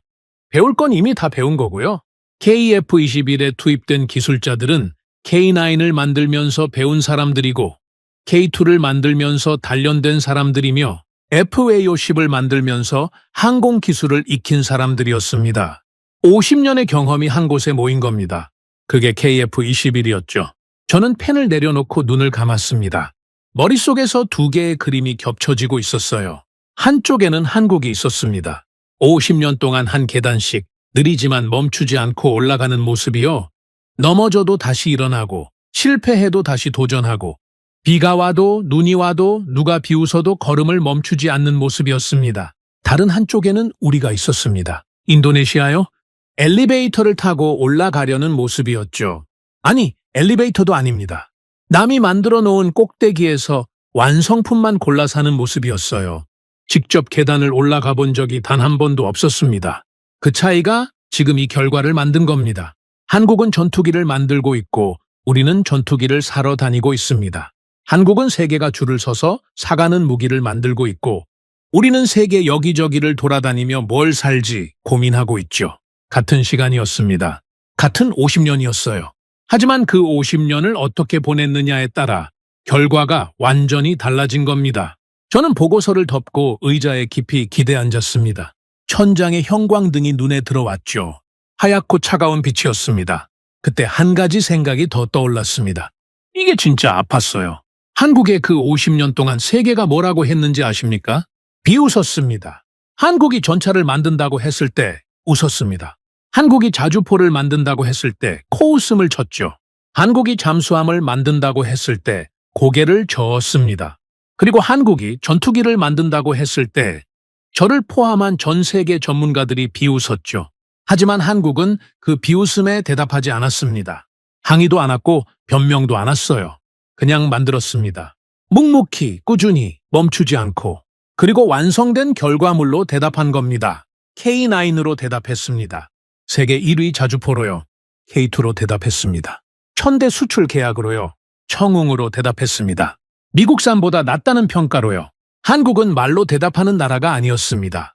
결과로 대답하는 나라였어요. 그런데 저는 그 나라를 뭐라고 했습니까?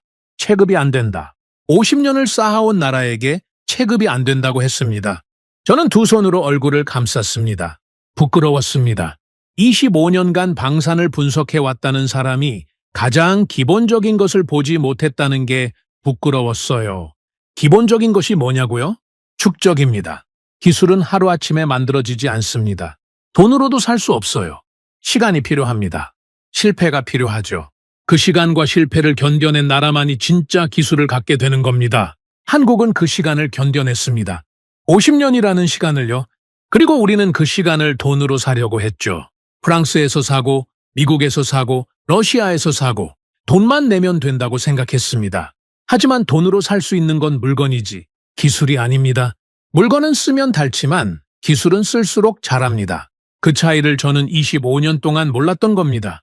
보고서를 읽은 다음 날, 저는 오전 회의에 들어갔습니다. 장성들과 분석관들이 앉아 있었죠. 정례보고 회의였습니다.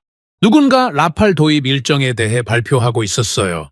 프랑스 측과 납기 조정이 필요합니다. 예정보다 8개월 지연될 수 있습니다. 8개월 지연이요. 저는 속으로 쓴웃음을 지었습니다. 다음 발표자가 F-15EX건을 보고했습니다. 미국 측에서 가격 재조정을 요구하고 있습니다. 기존 합의보다 15% 인상입니다. 15% 인상이요. 또 올리겠다는 겁니다. 회의가 끝나고 저는 복도를 걸으면서 생각했습니다. 프랑스는 납기를 지원하고 있습니다. 미국은 가격을 올리고 있죠. 이게 우리가 선택한 쇼핑의 현실입니다. 우리가 갑이라고 생각했지만 실제로는 그들이 조건을 정하고 있었어요. 사는 쪽이 을입니다. 만드는 쪽이 갑이죠. 그런데 한국은 어땠습니까? KF-21 공동개발에서 한국이 납기를 지원한 적이 있었습니까? 없었습니다. 일정대로 정확하게 한 번도 어긋나지 않았죠. 우리가 분담금을 안 냈는데도요.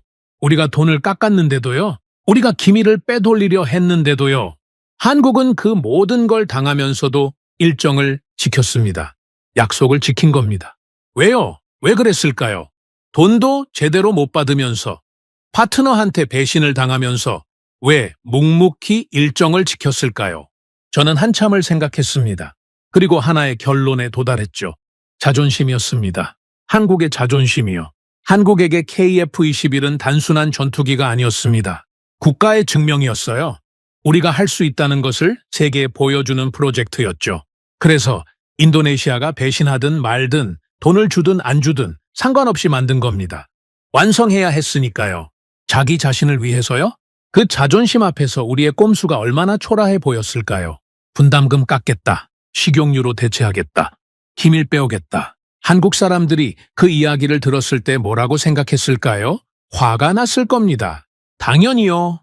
하지만 그들은 화를 내는 대신 전투기를 만들었습니다. 복수 대신 완성을 선택한 겁니다. 그게 더 무서운 거 아닙니까? 소리치고 항의하는 건 두렵지 않습니다. 진짜 두려운 건 조용히 일하는 겁니다. 아무 말 없이 결과를 만들어내는 거요. 한국이 바로 그랬습니다. 어느 날 저녁, 저는 사무실에서 보고서를 다시 펼쳐놓고 인도네시아와 한국을 나란히 비교해봤습니다.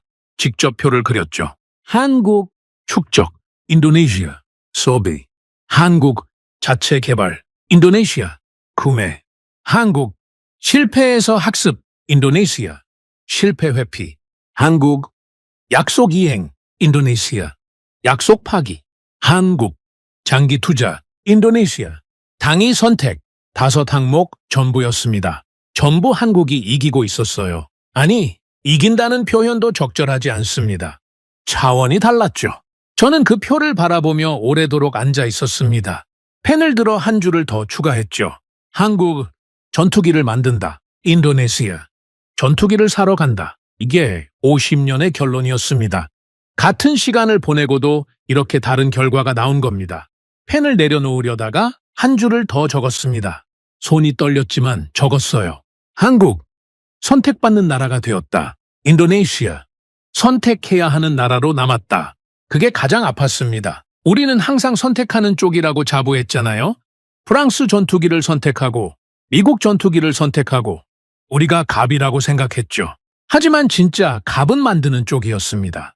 선택당하는 것처럼 보이지만 실제로는 기술을 가진 쪽이 모든 조건을 정하는 거죠. 우리는 그걸 뒤늦게야 깨달은 겁니다. 그리고 한국은 이제 그 자리에 서 있었습니다. 세계가 줄을 서서 한국의 무기를 사겠다고 하는 자리예요. 저는 그 표를 찢어버리고 싶었습니다. 하지만 찢지 않았어요. 서랍에 넣었죠? 이번에는 숨기려고 넣은 게 아닙니다. 기억하려고 넣은 겁니다. 제가 무엇을 잘못했는지를요? 다음 날 아침 출근길에 차 안에서 라디오를 들었습니다. 방산 관련 뉴스가 나오고 있었죠. 한국의 방산 수출이 올해 역대 최고치를 기록할 것으로 전망됩니다. 저는 핸들을 잡은 채 아무 말도 하지 못했습니다. 사무실에 도착해서 의자에 앉았을 때 정보 담당관이 또 찾아왔습니다. 카이저 KF-21 관련 새로운 보고가 있습니다. 뭡니까? 담당관의 표정이 심각했습니다. 지금까지와는 다른 종류의 심각함이었죠. 불안이 아니라 공포에 가까운 표정이었습니다. 양산 준비가 시작됐다는 보고입니다. 저는 숨을 멈췄습니다. 양산이요? 예. 시제기 단계를 통과하고 양산 체제로 전환하고 있다고 합니다. 양산.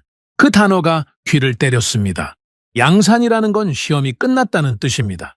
개발이 완료됐다는 뜻이죠. 이제 진짜로 찍어내겠다는 겁니다. 하나가 아니라 수십 대, 수백 대를요? 그 순간 저는 깨달았습니다. 끝났다고요. 게임이 끝난 겁니다.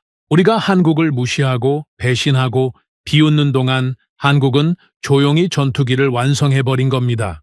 그리고 이제 양산을 시작합니다. 저는 보고서를 받아들지 않았습니다. 받아들 필요가 없었어요. 이미 결론을 알고 있었으니까요. 나갈 때 문 닫아 주십시오. 담당관이 나간 뒤 저는 한참을 앉아 있었습니다. 아무것도 하지 않았어요. 아무 생각도 나지 않았습니다. 아니, 생각이 너무 많아서 아무것도 정리가 안 됐다는 게 맞겠죠. 창밖에서 자카르타의 소음이 들려왔습니다. 경적 소리, 사람들 목소리, 바람 소리. 하지만 제 귀에는 다른 소리가 들리고 있었습니다. 수천 킬로미터 떨어진 한국의 어느 공장에서 전투기가 조립되는 소리요. 금속이 맞물리는 소리, 엔진이 돌아가는 소리, 검사 장비가 작동하는 소리. 저에게는 들릴 리 없는 소리였지만 분명히 들리는 것 같았습니다. 괴물이 완성되고 있었습니다. 그리고 그 괴물이 세상에 나오는 순간 모든 것이 뒤바뀔 겁니다. 양산 1호기가 공개된 날, 저는 사무실에서 생중계를 봤습니다. 화면 속에 전투기 한 대가 서 있었습니다. KF-21. 제가 불가능하다고 했던 그 전투기가 양산 라인에서 완성되어 나온 겁니다. 시제기가 아닙니다. 진짜 실전 배치용 전투기였어요. 카메라가 기체를 천천히 비추고 있었습니다. 매끄러운 동체, 날카로운 날개, 스텔스 설계가 적용된 표면. 아름다웠습니다. 아니, 아름답다는 말로는 부족했어요. 압도적이었습니다. 미국, 러시아, 프랑스. 이 세 나라만의 영역이라고 믿었던 곳에 한국이 당당히 올라선 겁니다. 세계에서 8번째로 초음속 전투기를 독자 개발한 나라. 그게 한국이었습니다. 한국 관계자들이 박수를 치고 있었죠. 환호하는 사람들도 있었습니다. 기술자들이 서로 얼싸안고 있었어요. 어떤 사람은 울고 있었습니다. 50년의 꿈이 눈앞에서 현실이 된 순간이었으니까요. 하지만 저는 그 환호가 들리지 않았습니다. 화면만 바라보고 있었어요. 입술이 바짝 말라 있었죠. 해냈습니다. 혼잣말이었습니다. 아무도 없는 사무실에서요. 그들은 정말로 해냈습니다. 그 전투기가 서 있는 모습을 보면서 저는 한국이라는 나라가 도대체 어떤 나라인지 처음으로 느꼈습니다. 전쟁으로 폐허가 된 땅에서 시작한 나라입니다. 70년 전에는 총 한 자루 만들 기술이 없었죠. 원조를 받아야 살 수 있는 가난한 나라였습니다.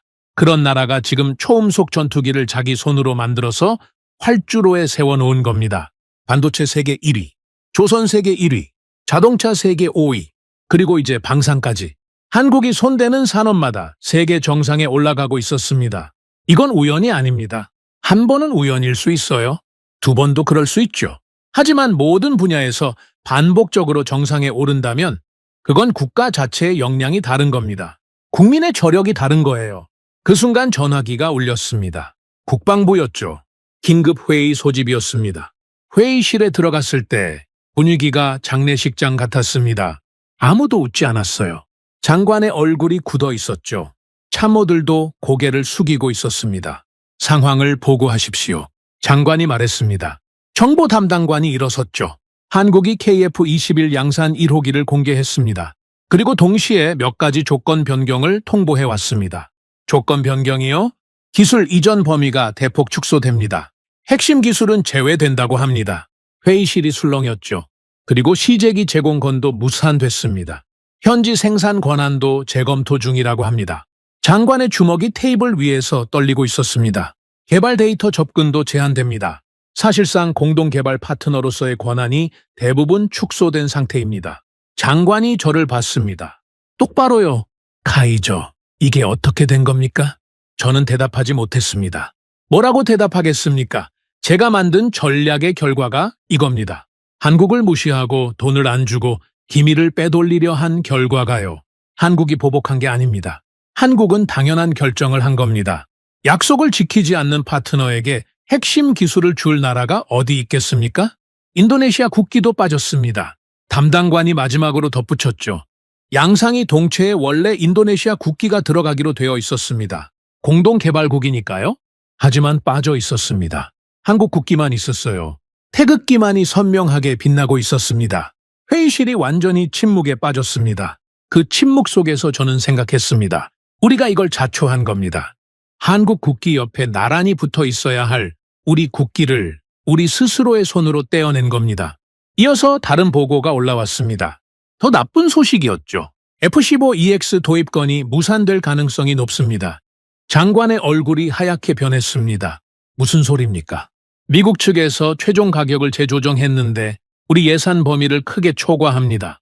추가 협상이 난항을 겪고 있습니다. 프랑스 라팔도 마찬가지였습니다. 가격 합의가 계속 미뤄지고 있었죠. 중국 전투기는 정치적 부담 때문에 진행이 어려웠고 러시아는 상황이 더 복잡했습니다. 우리가 자랑스럽게 펼쳐놨던 메뉴판이 하나씩 닫히고 있었습니다. 프랑스 문이 닫히고 미국 문이 닫히고 러시아 문이 닫혔죠. 쇼핑을 하고 다녔지만 정작 살 수 있는 게 없었던 겁니다. 그리고 우리 곁에 있던 한국은 이제 더 이상 우리를 기다려줄 이유가 없었죠. 왜요? 한국에게는 줄을 서서 기다리는 나라가 넘쳐나고 있었으니까요. 폴란드가 기다리고 있었습니다. 사우디아라비아가 기다리고 있었죠. 이라크, 말레이시아, 페루까지. 세계 각국이 한국의 무기를 사겠다고 줄을 서고 있었습니다. 한국은 이제 고르는 입장이었어요. 누구에게 팔지를 선택하는 입장이요. 그 자리가 원래 우리 자리였습니다. 우리가 고르고, 우리가 선택하고, 우리가 갑이었죠. 그런데 그 자리를 한국이 차지한 겁니다. 아니, 한국이 빼앗은 게 아닙니다. 우리가 스스로 내준 거예요. 회의실 공기가 무거웠습니다. 숨을 쉬기가 힘들 정도로요.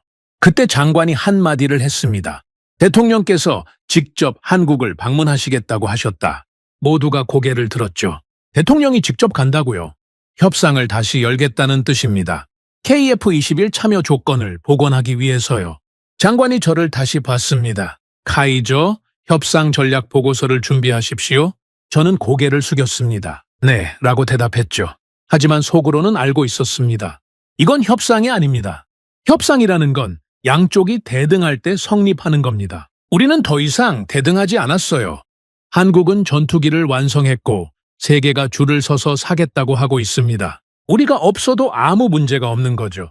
오히려 우리가 한국이 필요한 상황이 된 겁니다. 선택하는 쪽과 선택당하는 쪽이 완전히 뒤바뀌었습니다. 우리가 갑이라고 믿었던 그 자리에 한국이 서 있었고 우리는 을이 되어 있었습니다. 보고서를 쓰기 위해 사무실에 돌아왔지만 한 글자도 쓸 수가 없었습니다. 펜을 들면 손이 떨렸어요. 뭘 쓰겠습니까? 우리가 가진 카드가 뭐가 있습니까? 아무것도 없었습니다. 그날 밤 저는 서재에서 오래도록 앉아 있었습니다. 불도 켜지 않고요. 어둠 속에서 지난 몇 년간의 일들이 필름처럼 지나갔습니다. 새벽 2시에 걸려온 전화, 성공 확률 10% 이하라고 적은 보고서, 1조 원을 깎으라던 협상, 식용유로 대금을 때우자던 제안, USB에 기밀을 담아오라던 지시, 프랑스에서 마신 와인, 미국에서 받은 브리핑, 한국은 필요하면 다시 부르면 된다던 제 말, 전부 제 입에서 나온 것들이었습니다. 제 판단이었고 제 전략이었고 제 선택이었죠. 그리고 그 모든 선택이 지금 이 결과를 만들었습니다. 저는 카이저 라흐만입니다. 확률로 전쟁을 읽는 남자라고 불렸죠. 하지만 저는 확률만 봤습니다. 신뢰는 보지 못했어요. 숫자만 읽었습니다. 사람은 읽지 못했죠. 한국은 숫자 너머에 있는 나라였습니다. 확률로 설명되지 않는 나라였어요.